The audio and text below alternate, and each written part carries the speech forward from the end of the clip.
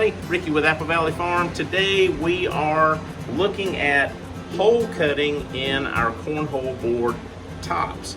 I'm going to show you how we're doing it now versus some of the ways that we used to do it. Some of them are not bad, we just don't use those ways anymore. But I wanted to show you several different ways you can cut the holes in your cornhole board tops if you're doing it yourself. With that, let's look at the stuff we've got here. Okay, so here we are at Hole Cutting Central. These are all the ways we have been and are cutting holes in our cornhole board tops. The first thing we used to do is we just use the jigsaw. I'd just drill me a hole, use the jigsaw, cut out a 6-inch hole, and that worked really great. It's a really simple way. It's a very imperfect way though, but it's a down and dirty way to do it. It's cheap because this is cheap. It doesn't do a great job, but it does the job. The next thing we did is we went and ordered one of these big hole cutting saws. This is the second one that I've had. The first one was Big Red. This is Big Blue. It's exactly 6 inches. It's made just for cutting holes in cornhole board tops. This is a really efficient way. You put this in your drill. It's very heavy. This is probably a good pound. And you get, well, it does a great job. It cuts a perfect hole great. One of the drawbacks of it is the weight, because like I said, it's about a pound. It's got a lot of mass, so you get all this inertia going.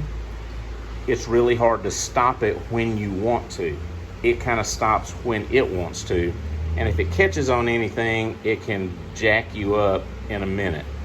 So it's really dangerous, but it gets the job done. We rarely use this anymore. Next thing I did is I went to Lowe's and I bought me a Milescraft circle cutting or circle guide kit for cutting big and large circles. This is the best, one of the best tool investments I've ever made. I did this with this jig on my fixed base router, and that was great for a while.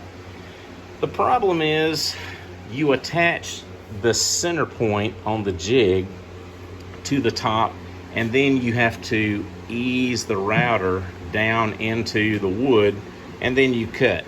What that does though is, because the bit's coming straight down, when you ease it down in there, it comes out about a 1/16 or so of an inch at the entry point, and that leaves an unsightly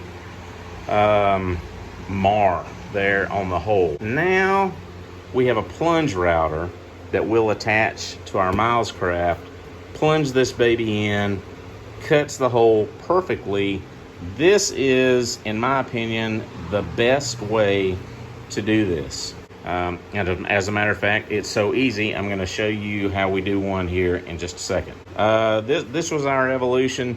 Jigsaw, hole cutting saw, fixed base router with the jig, to the plunge router with the jig.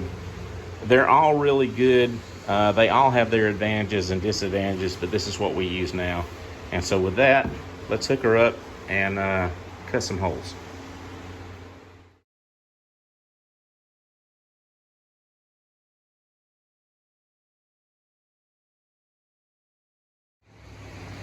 Okay, so we've got everything hooked up here.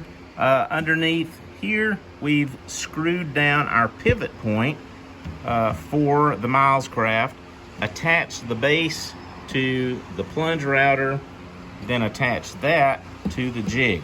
Now we're going to fire it up.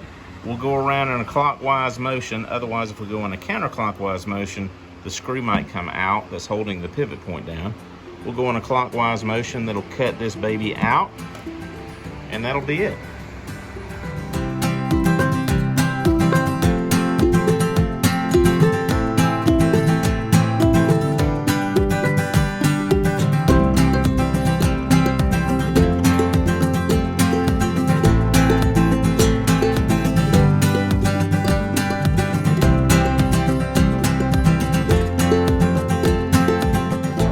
There we go. So as you can see, the hole comes out close to perfect anyway. There's a little bit of a dimple right there, but that'll come out in the sanding process. There we go, a perfect 6-inch hole, ready for competition, ready for us to move on to the next one. There we go.